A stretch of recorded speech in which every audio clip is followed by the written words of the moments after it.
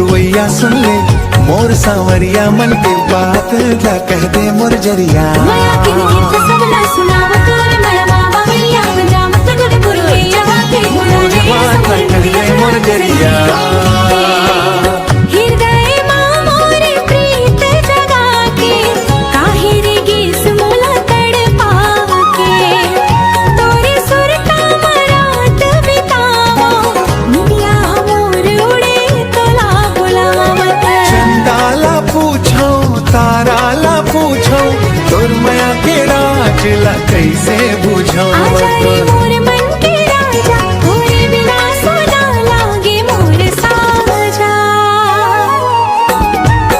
रे पुरवैया सुन ले मोर सांवरिया मन के बात ला कह दे मोर जरिया। हृदय मोर प्रीत जगा के उड़ा ले गीस मोर निंदिया चुरा के सहे तोरे एक झलक माँ दीवाना बन गे मन के कोना में सपना सज गे। और बिना ये मन कैसे रह पाही जिंदगी के डोरी जुड़ गे तोर संग। तोर माया में रंग के मोर अंग अंगत तोर में मोला राह नहीं जाए हर सांस में तोरे नाम समाए।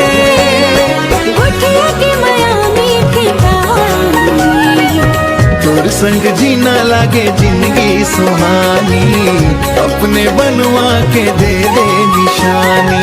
हाथ में हाथ धर के चलबो संगवारी तोर माया मां बीते उमरिया हमारी। जन्म जन्म के हो जाही नाता तू मोर राजा मैं तोर रानी जिसे। आजा रे आजा मोर सांवरिया तोरे राह देखे मोर अखिया। पवन संग संदेशा भेजम माया के बात लतोला कहूँ मत।